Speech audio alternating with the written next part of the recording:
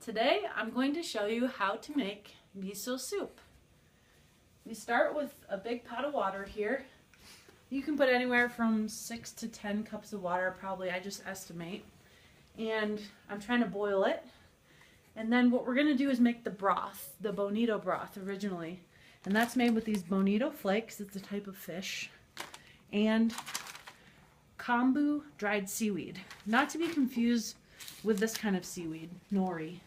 This stuff is a lot harder and a bit different than this and holds up better in a soup broth. Here are the different ingredients you need to make miso soup. Bonito flakes and Dashi kombu for the Dashi broth. Some Shiitake mushrooms, either fresh or dried. Some tofu. I like to get sprouted because it's easier for your body to digest and assimilate. Some green onions, and then some Nori seaweed, which is a little flimsier that you put in later, as well as red and or white miso paste. Miso paste is simply just fermented soybeans, which is a great source of probiotics, which help your gut and help you fight diseases. Over here, seaweed is a great source of natural iodine, which most Americans don't get enough of, and vitamin A. Green onions are a great source of vitamin A and vitamin C. Shiitake mushrooms are a great source of B vitamins, very important. And tofu is a great source of protein. One of the first steps we do is get out a sheet of the kombu seaweed, and you wipe off this white stuff with a damp cloth.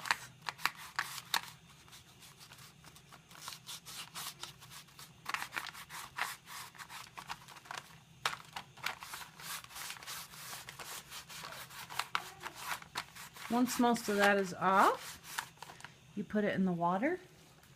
And there's many different ways to do this. You can soak it from anywhere from a half hour to overnight, really. I think we're gonna let this soak for maybe a couple hours. After your kombu's been soaking a while, you want to turn it up to medium heat until bubbles start to form around the side of the pan. Now that we've got some bubbles around the kombu, we're gonna pull that out of here.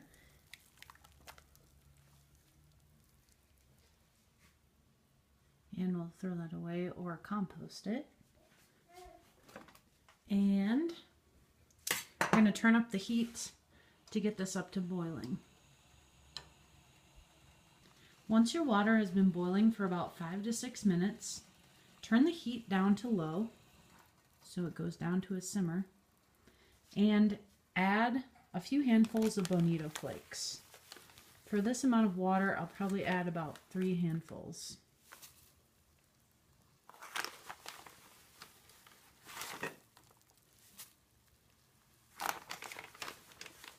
And this adds a richness to your miso soup that you don't otherwise have if you just do the miso paste. But if you're a vegetarian or a vegan, you'll probably want to leave out this fish part. And now what you want to do is simmer and stir for about 10 minutes. After the Bonito flakes have been soaking for about 10 minutes in the boiling, simmering water, you're going to want to strain them. I like to do it in these ball jars so I can use them throughout the week. This stuff is good for about a week in the fridge. And so we strain it into these, and then I'll show you how to make the rest of the miso soup. Once you strain the broth, I've put some in a saucepan.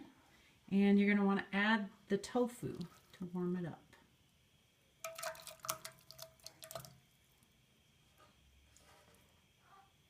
As well as the mushrooms.